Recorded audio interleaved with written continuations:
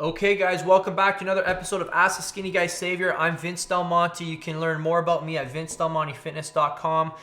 Goal of the show here is to answer 5 questions, 60 seconds or less. So we'll get started. We've got some great questions on building muscle and strength while losing fat. So the first one comes from Kenneth Castillo. What's up, Kenneth? He wants to know, how do you burn fat and gain strength at the same time? All right, so if you wanted to do this, you'd have to follow a low carbohydrate diet. You want protein to be divided equally amongst all your meals.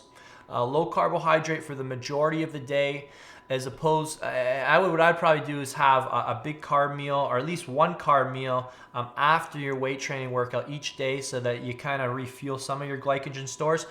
Strength training doesn't require a lot of glycogen because of the nature of the workout. There's not a lot of mechanical stress or fatigue on the muscles. The sets are typically anywhere from 1 to 18 seconds per set. The rest periods are anywhere from 3 to 10 minutes per set. So a true strength gaining program is not going to require a lot of glycogen, although it will help you be more mentally alert.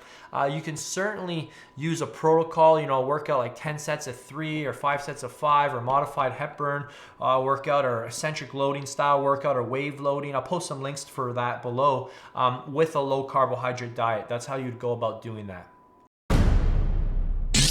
The next question is from Peter Gahard.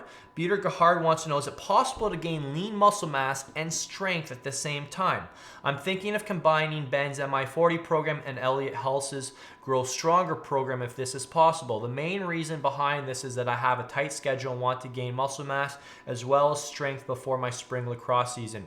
Bad idea. Both of those programs require your undivided effort for each of them. Each of those programs independently will whoop your butt. So what I would recommend doing is starting off with Ben's MI40 program first. The reason I recommend that is because you're gonna be learning how to lift properly. His instructional videos will teach you how to actually recruit the muscle, and you'll be working with slightly higher rep ranges and more volume that will lay a solid foundation for the heavier training that Elliot's program will do. So if that's your plan, I think it's great, but what you want to do is 40 days with Ben's stuff and then transition right into Elliot's program. So the next question is from Felix Acosta. Felix wants to know, hey Vince, I love your segments here. My question is it possible to drop body fat without a caloric deficit? Example, doing cardio and strength training and eating just enough calories to maintain my current body weight. I'm 6'2", weigh 182, and eat about 2,800 calories a day. Very unlikely. The hormonal makeup of your body probably needs to be enhanced with extracurricular supplements, if you know what I mean, to actually lose body fat without being in a caloric deficit. So the safest way to lose, this is what your grade 7 gym teacher taught you guys. To lose body fat, you need to be in a caloric deficit. So yes, I would create a slight deficit. And what was the question exactly? And yeah, and I would just create that deficit small enough so that you still have energy to train, but that you're still losing weight at a rate of about 1% body fat each week, okay? That's considered slow dieting. So you're not gonna notice any dramatic changes in your mood or your energy. And that's the approach I like, so that you're not shocking your body, which rarely ever works when you do it. If it does, it's very short term. So the next question is from Albert. This question is, hell, what's up, Vince? I just found, I love your energy, Albert. I just found your page and YouTube channel about a week ago, and there's great stuff in both. Thank you, my man. I'm trying to bulk up to 140. I used to be 114 with a decent six-pack, but I'm 125 now, and I'm starting to lose definition on my abs. How do you recommend gaining muscle mass without losing definition on the abs due to a higher calorie carb diet? Okay, so it's very simple. One thing you can do is you can keep your calorie and carb intake the same, but just add in 2 to 3 cardio sessions a week.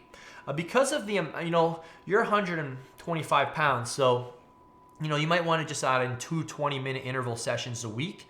That's just also going to help increase your appetite, increase your metabolism, get your body functioning better as well. It's going to teach your body to use the nutrients better that you are eating. And then do a quick assessment of your body. Just look for maybe one change you can make a week. Look at your diet right now. Just say, is there one thing this week I can do a little better? Can I add one extra meal? Or can I, maybe eat a slightly cleaner food than this food?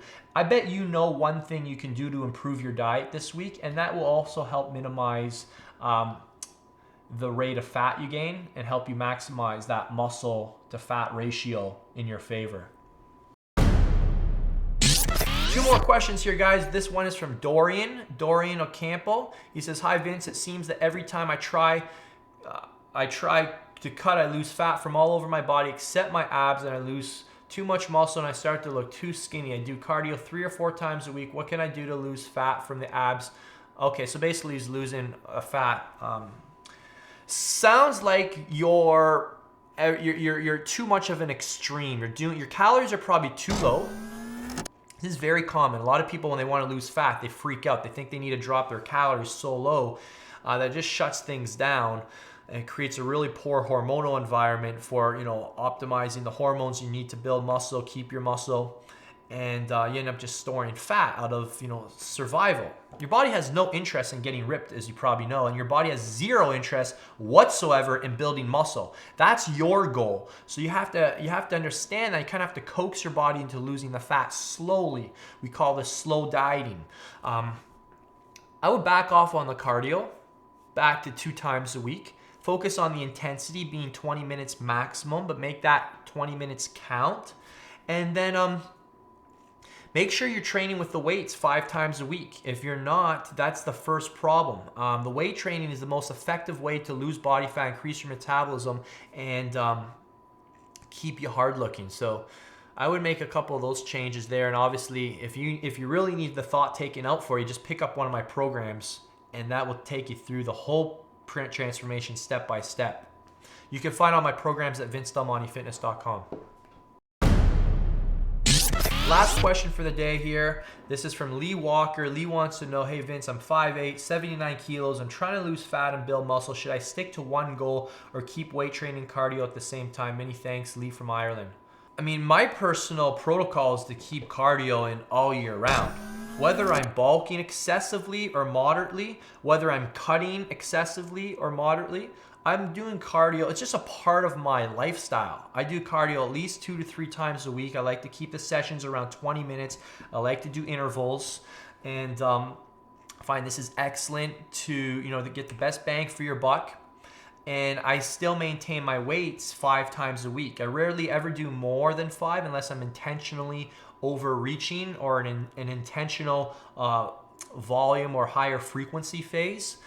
But the majority of the time I'm doing 5 times a week of weight training and 3 or so times of cardio. And the only thing that I manipulate, Dorian, are my calories. The calories are slightly in a surplus if I'm trying to go, or slightly in a deficit if I'm trying to lean out. And I just make small changes downwards or upwards based on what's actually happening to me from what I'm doing. So this is called outcome-based decision making, which we'll eventually talk about soon.